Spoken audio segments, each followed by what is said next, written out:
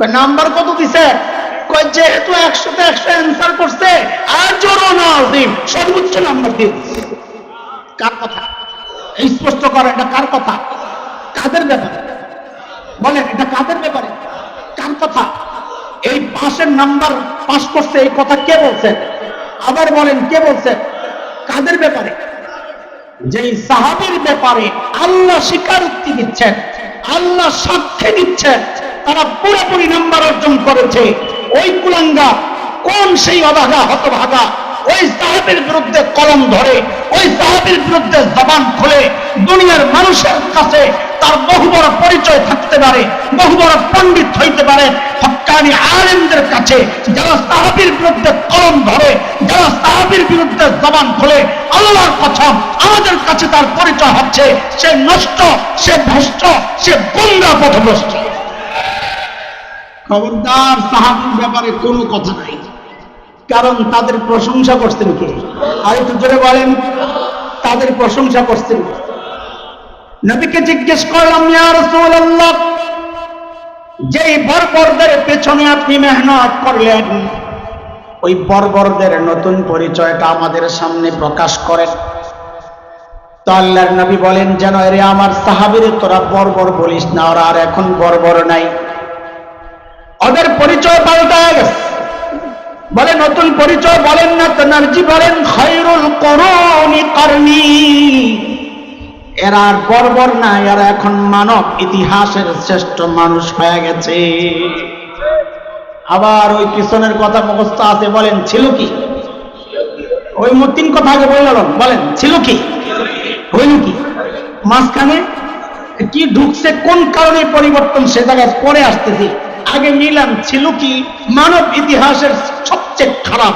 বলে এই কথা কোত্থেকে বলেন? বলে ডাক্তার যেহেতু সবচেয়ে বড়, বোঝা গেল রোগীও ছিল সবচেয়ে বড়। হইল কি? কি হয়েছে বলেন? সবচেয়ে ভালো। এটা বুঝেন নাই কথা? আবার বলেন না, মুখস্থ রাখেন যেন পরে কাজে লাগে। পড়া মুখস্থ করাই দিছি না, ক্লাস তো হয়ে গেছে আগেই। বলেন ছিল কি সবচেয়ে খারাপ, হইল কি সবচেয়ে। কিসের কারণে এই পরিবর্তন? তো নবীজি দুই মেহনত করেছেন, একটা হচ্ছে তাদেরকে আসমানি ইলম দিয়েছেন, আরেকটা হচ্ছে নিজের চরিত্র দিয়ে ওদেরকে সাজাইছেন। নবীজির আখলাক আর চরিত্র, নবীজির সুন্নাহ। তো আমরা বলবো কিসের কারণে এই পরিবর্তন, মাঝখানে কি ঢুকছে? তো বলেন কোরআন আর সুন্নাহ। বলেন কি ঢুকছে? আবার পড়াশোনা ছিল কি? জবাব দেন, ছিল কি সবচেয়ে খারাপ? খালি খারাপ না, বলেন কি সবচেয়ে খারাপ? হইল কি সবচেয়ে ভালো? মাঝখানে কি ঢুকছে? কোরআন সুন্নাহ। কিসের ছোঁয়ায় পরিবর্তন বলেন না? তো সাহাবীদের ব্যাপারে তিন কথা বলছি, মনে রাখেন। বলেন ছিল কি, হইল কি, মাঝখানে।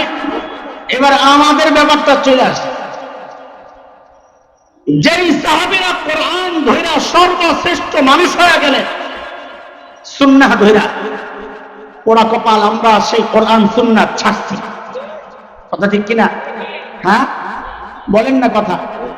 হ্যাঁ, যেই সাহাবীরা যেই বর্বরতাগুলো ছাড়লে, এই সমাজের মানুষ সেই বর্বরতাগুলোর মধ্যে শুধু জড়ায় নাই, আরো বেশি মাত্রায় জড়ায়।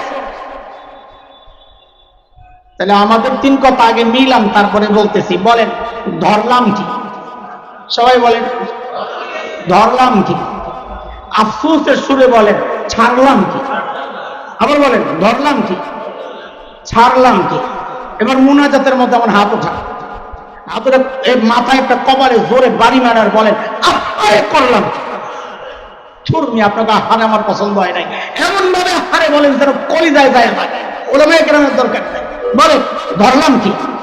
কি ধরছি? যেই বর্বরতা সাহাবীরা ছাড়ছেন, জাহেল আরবরা ছাড়ছেন, আমরা সেগুলো ধরছি। ছাড়লাম কি? কি ছাড়ছি?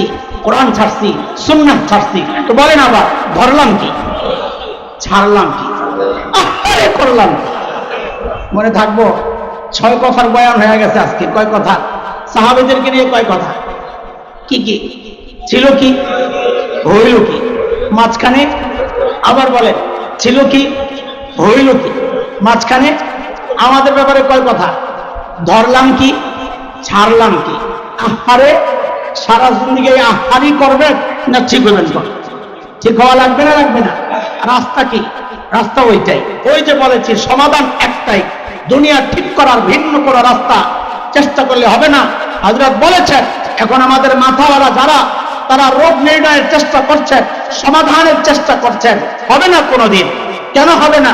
হযরত সাহাবীদের মত আছে, তাবেঈনদের এই কথা আছে, ইমাম মালিক বলেছেন এই কথা। এই উম্মতের শেষ ভাগ কোনোদিন ঠিক হবে না যতদিন না পর্যন্ত প্রথম অংশ যেই পথে তাদের আখলাক চরিত্রের মাধ্যমে সমাজ ঠিক করেছেন, ওই রাস্তা না ধরলে অন্য কোন রাস্তায় সমাজ ঠিক করা যাবে। বলছেন এটা? আল্লাহু আকবার। কাজেই দোস্ত, যাই করেন আর না করেন, আগে সন্তান নিজে দিন শিখেন। যে কথাটা হুজুর বারবার বলতেছিলেন, ইলম লাগবে, আহলে ইলমের কাছে, ওলামাদের কাছে যাওয়া লাগবে। ওলামাদেরকে ছাড়া দিনের উপর চলা, এটা বোকামি ছাড়া কিচ্ছু না, এটা একটা জুলুমের কথা। رسولا من أنفسهم يتلو عليهم آياته ويزكيهم ويعلمهم الكتاب والحكمة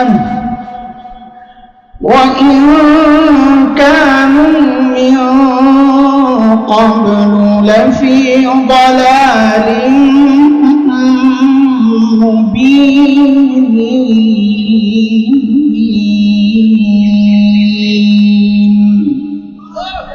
آمنت بالله صدق الله العلي العظيم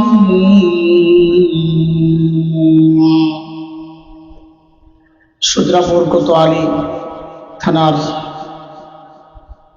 ইমাম ওলামাদের সংগঠন ওলামা পরিষদ এর উদ্যোগে আয়োজিত আজকের ইসলামী মহাসম্মেলনের মুহতারাম সভাপতি, উপস্থিত হযরত উলামায়ে কেরাম, মুরব্বিয়ানে আযম,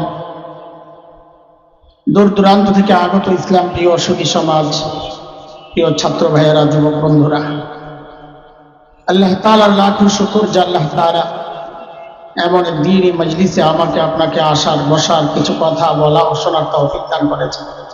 সেজন্য বলি আলহামদুলিল্লাহ। আমাদের অবস্থাপক, আমাদের অত্যন্ত প্রিয় ভাই, তিনি নিজেও একজন আমার পছন্দের আলোচক, দারুণ গলা, সুন্দর আলোচনা করেন। তিনি যে পরিচয় দিয়েছেন ওইটা আমার মূল পরিচয় না। আমি যে পরিচয়ে গর্ববোধ করি সেটা হচ্ছে এতক্ষণ যিনি আলোচনা করেছেন তিনি আমার উস্তাদ। এটাই আমার গর্বের পরিচয়। বাস, বড়রা আমাদেরকে চিনেন, আমাদের জন্য দোয়া করেন, এটাই আমাদের জন্য গর্ব। আর যা আছে সব এগুলো হলো হাওয়া। কি এগুলা? হাওয়া। এগুলোর কোনো অস্তিত্ব নাই, হাকিকত নাই। আপনাদেরকে বলে যেন আপনারা বুঝেন যে বড় হুজুর দাওয়াত দিছে, এই জন্য উপস্থাপকরা এগুলা বলে, আসলে হাওয়া। আমার উস্তাদ, যিনি আমাকে অত্যন্ত স্নেহে ছোটবেলা থেকেই আমাকে খেয়াল করেছেন, ফরিদাবাদ মাদ্রাসায় বিশেষ যত্ন নিয়েছেন বলেই আজকে আপনাদের সামনে বসার সুযোগ হয়েছে। সেই উস্তাদের কাছে আমি অনেক বেশি কৃতজ্ঞ। দোয়া করি আল্লাহ তাআলা আমার উস্তাদকে লম্বা নিয়ে হায়াত দান করে, সারা জিন্দেগীর খেদমতগুলোকে কবুল করে। আপনারা যারা আলেম না, মাদ্রাসাওয়ালা না, একটা বিষয় একটু বোঝানো কষ্ট হবে। আমাদেরকে ওস্তাদরা দিনে পড়াইতেন, আমরা ক্লাস করতাম, সবক পড়তাম, আর রাতে এটা আবার আমরা তাকরার বলে, মানে গ্রুপ স্টাডি, একসাথে বসে আবার ওই পড়াগুলা নিজেরা আলোচনা করতাম। তো আজকেও মনে করেন একটু আগে ওস্তাদজি পড়াইছেন, ওইটাই এখন আমি আবার ওই কথাগুলোই আপনাদের সামনে এখন তাকরারের অংশ হিসাবে, গ্রুপ স্টাডি হিসাবে আর একটু কথাবার্তা বলবো। আর কথাগুলো এর আগে, ওই জায়গায় ঢোকার আগে ভূমিকা হিসাবে আমি দুটা কথা বলি, তো আপনাদের বুঝতে সহজ। দোস্ত, আল্লাহ সুবহানাহু ওয়া তাআলা জমিনে যত নবী পাঠিয়েছেন আলাইহিস সালাতু ওয়াস সালাম,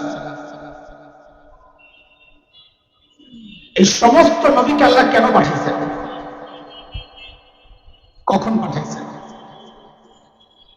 আল্লাহ তাআলা যখন দেখেছেন তার বান্দা ধ্বংসের খাদে চলে গেছে, জালিম বাদশার নির্যাতন নিপীড়নের মুখে নিঃশেষ হচ্ছে প্রায়, ওই বিপন্ন বিপর্যস্ত বিপদগ্রস্ত মানুষগুলোকে বাঁচানোর জন্য আল্লাহ সুবহানাহু ওয়া তাআলা যুগে যুগে হযরতে আম্বিয়া আলাইহিস সালামকে দুনিয়ায় পাঠিয়েছেন। যেমন হযরতে মূসা আলাইহিস সালামকে আল্লাহ দুনিয়া কখন পাঠাইছেন? আল্লাহ তাআলা যখন দেখেছেন তার বান্দা বনি ইসরাইলের উপর, নবীর বংশ ফেরাউন এবং তার বংশের লোকেরা এমন নির্যাতন চালাচ্ছিল যে বনি ইসরাইল নিঃশেষ হয় প্রায়। নির্যাতনের কিছু ধরন কুরআন আল কারীমের মধ্যে আসছে, কেমন নির্যাতন করে। যেমন সূরা ইব্রাহিম 6 নম্বর আয়াত, এই আয়াতে একটা ধর্মের কথা আল্লাহ বলেছেন। আল্লাহ বলেন, وَإِذْ قَالَ مُوسَى لِقَوْمِهِ اذْكُرُوا نِعْمَةَ اللَّهِ عَلَيْكُمْ إِذْ أَنْجَاكُمْ مِنْ آلِ فِرْعَوْنَ يَسُومُونَكُمْ سُوءَ الْعَذَابِ وَيُذَبِّحُونَ أَبْنَاءَكُمْ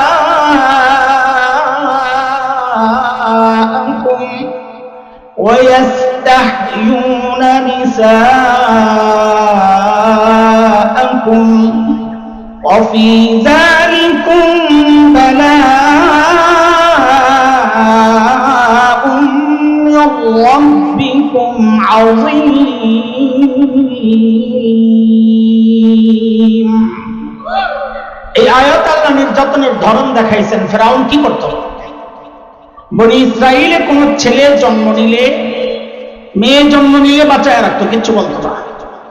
আর ছেলে জন্ম নিলে নিজের ক্ষমতা হারানোর ভয়ে ফেরাউন ওই সদ্যজাত শিশুগুলোকে জবে করে করে, ছেলেগুলোকে জবে করে করে হত্যা করত।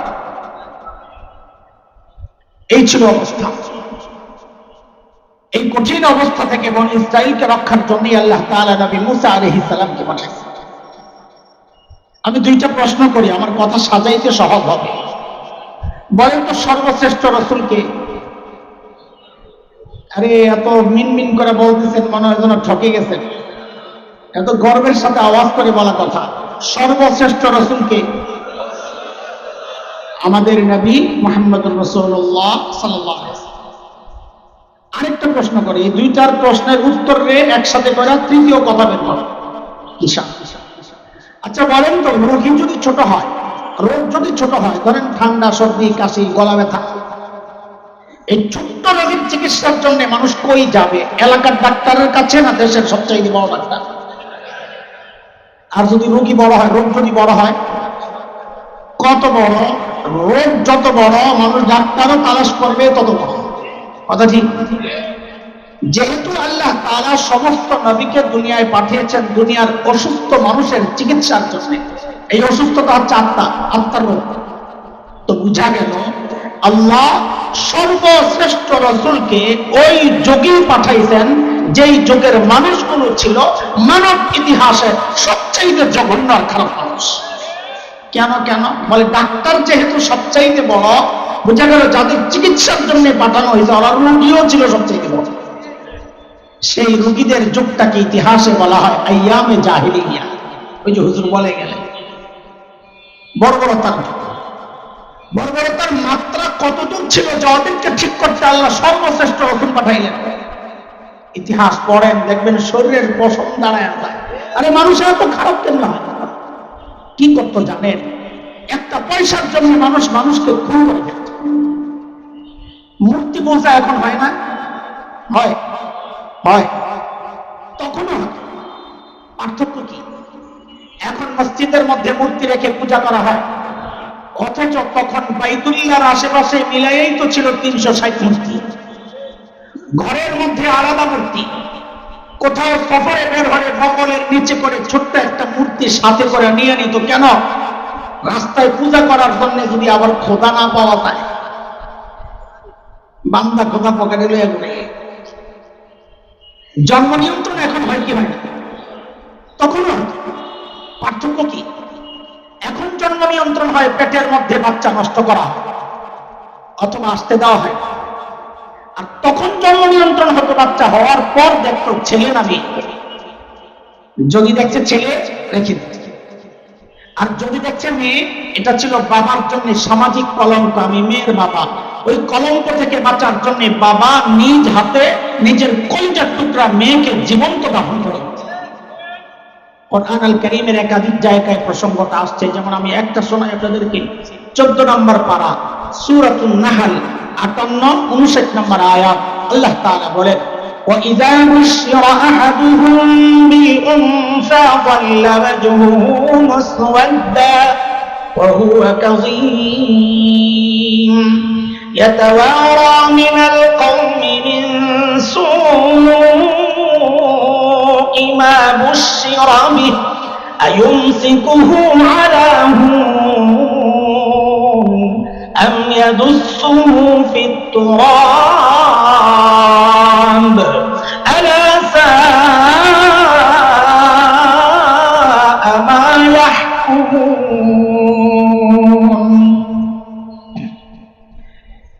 এই যে ভয়ঙ্কর অবস্থা আরবের, নবীজির আসার আগের সময়টার কথা বলতেছি, আইয়ামে জাহেলিয়া যাকে বলা হয়। কিন্তু মানুষগুলো এতটা খারাপ কেন হয়েছিল? রোগ কি? হুজুর বলছেন রোগ বের করতে হবে।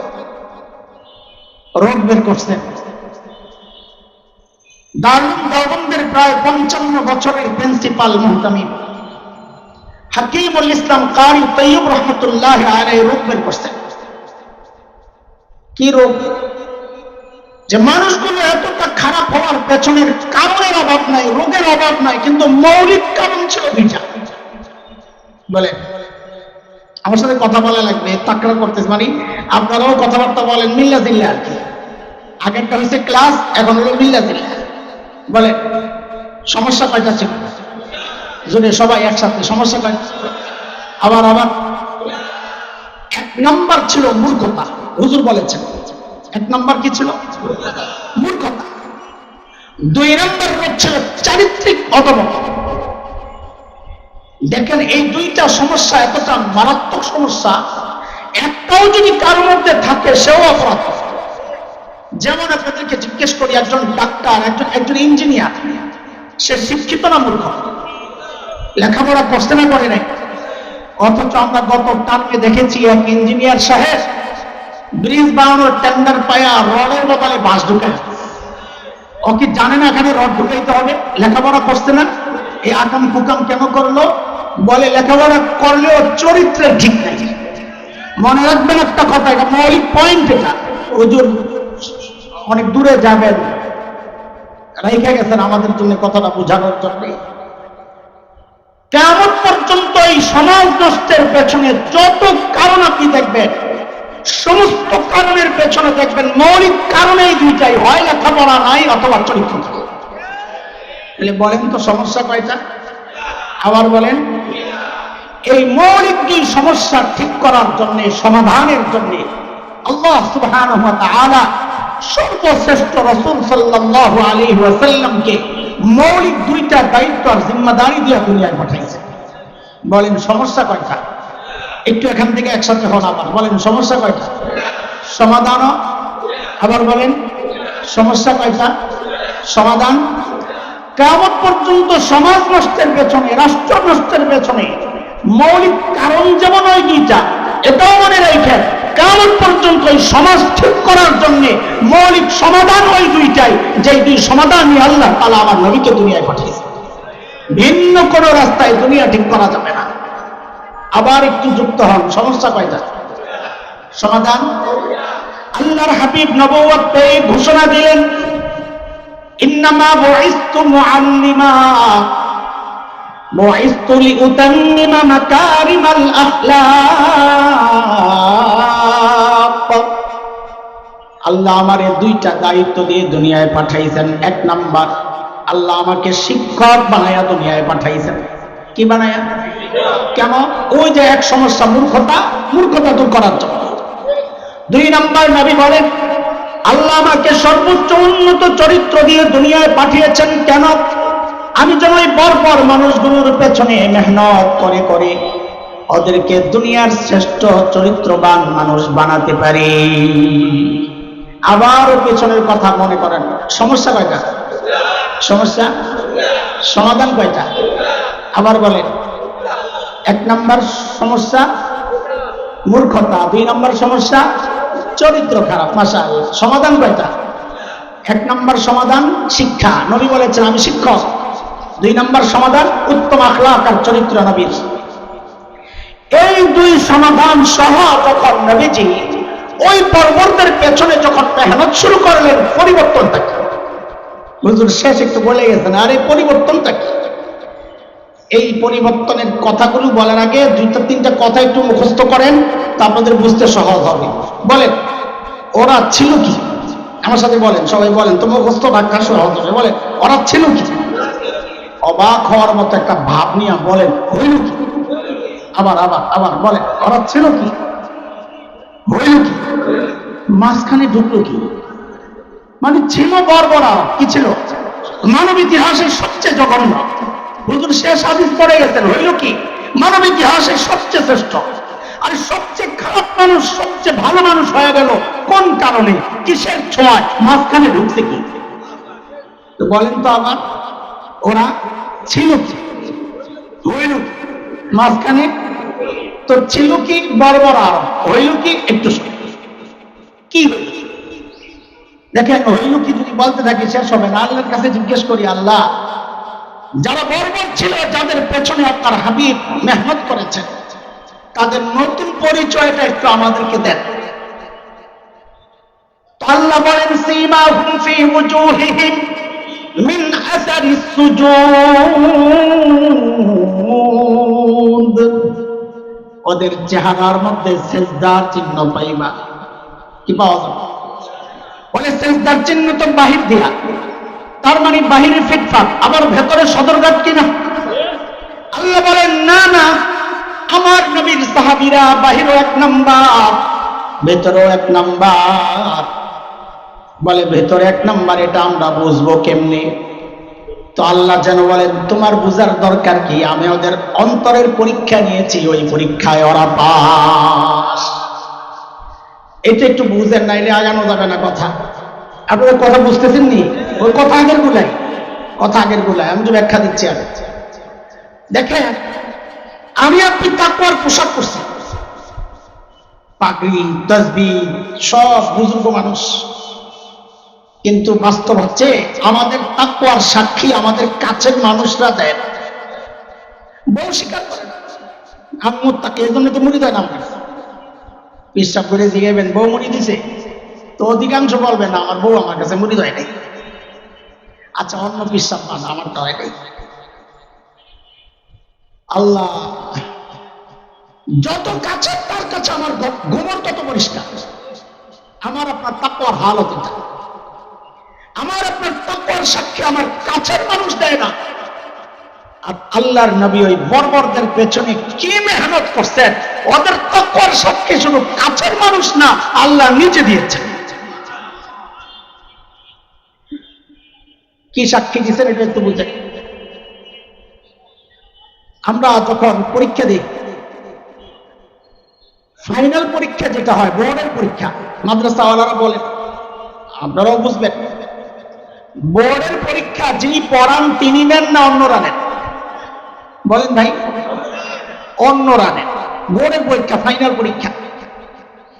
আল্লাহ যেন ওইরকমই বলতেছেন, আমার নবীর সাহাবীকে তাকওয়া পড়াইছেন তো নবী, তাকওয়া শিখাইছেন তো নবী, কিন্তু ওই তাকওয়ার পরীক্ষা নিছি আমি আল্লাহ। কার কথা এটা? 26 নম্বর পারা, সূরাতুল হুজুরাত, 3 নম্বর আয়াত। আল্লাহ বলেন, ইন্নাল্লাযীনা ইয়াগুদ্দুনা আসওয়াতাহুম ইনদা রাসূলিল্লাহ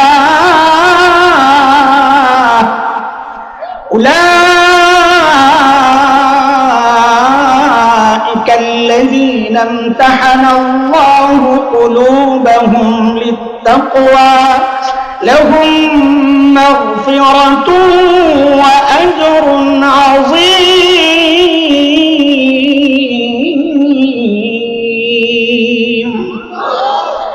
পর পরীক্ষা লইছেন কি?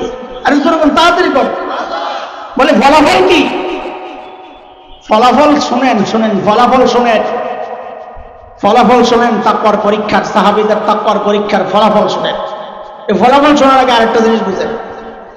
আমাদের কাছে যখন পরীক্ষার খাতা আসে, ওলামায়ে কেরাম বলেন, কথা বললেন, অনেক সময় খাতাগুলোর লেখা দেখলে চোখ জোড়ায় যায়। আরে মনে হয় কি হাতে লেখে নাই, কম্পিউটারে টাইপ করা। হ্যাঁ, সুন্দর লেখা, কিন্তু যখন পড়া শুরু করি তখন বুঝি আরে অত ধারে কাছেও নাই, যা চাওয়া হয়েছে তার ধারে কাছেও নাই।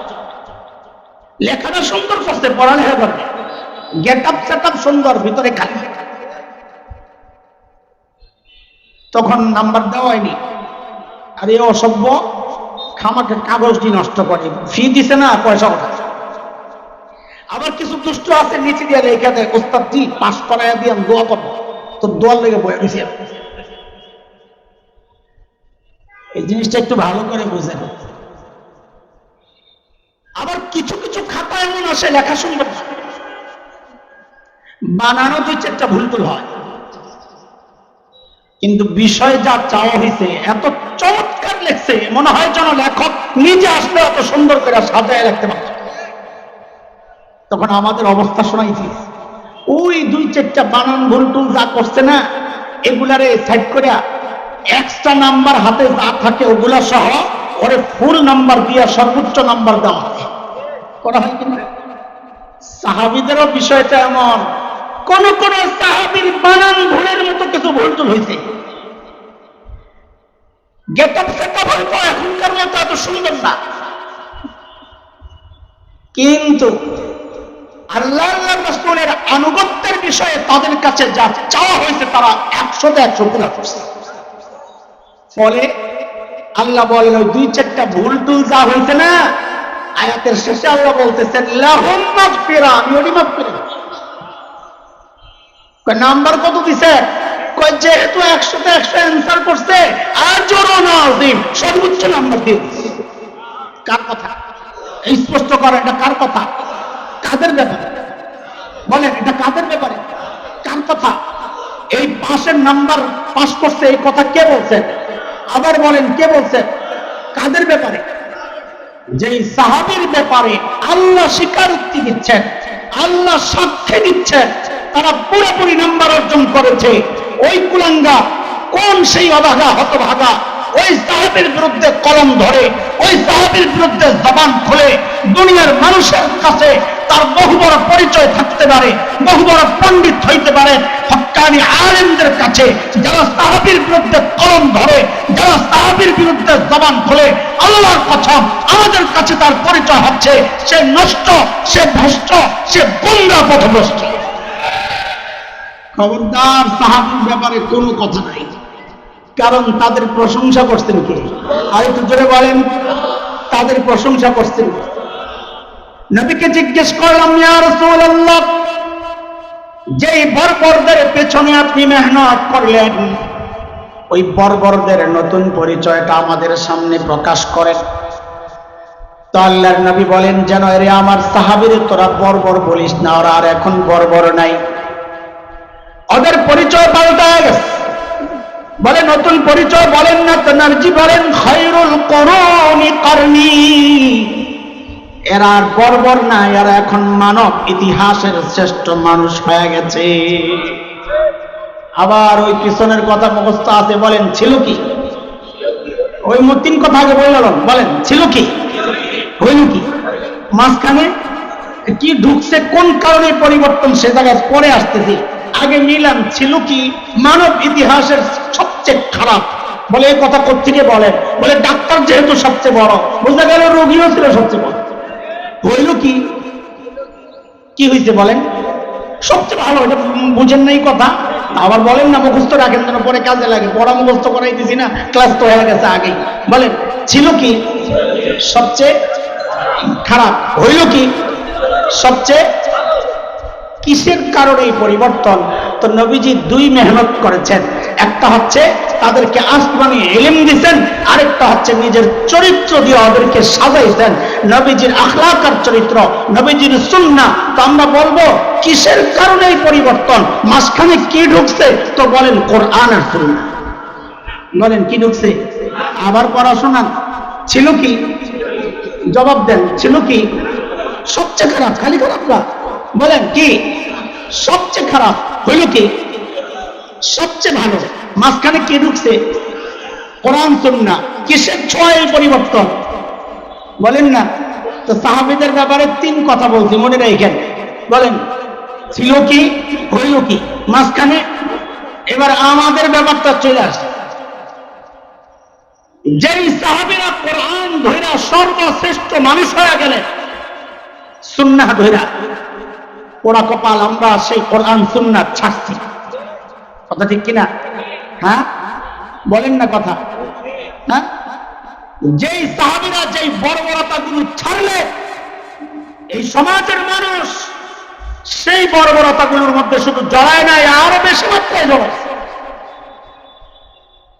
তাহলে আমাদের 3 কথা আগে মিলাম, তারপরে বলতেছি। বলেন ধরলাম কি? সবাই বলেন ধরলাম কি? আফসোসের সুরে বলেন ছাড়লাম কি? আবার বলেন ধরলাম কি, ছাড়লাম কি? এবার মুনাজাতের মধ্যে আমার হাত ওঠা, হাতের মাথায় একটা কপালে জোরে বাড়ি মারার বলেন আহারে করলাম।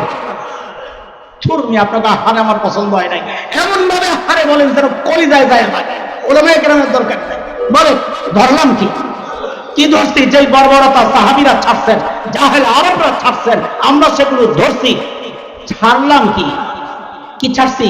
কোরআন ছাড়ছি, সুন্নাহ ছাড়ছি। তো বলেন আবার ধরলাম কি, ছাড়লাম কি, আরে করলাম কি? মনে থাকবো?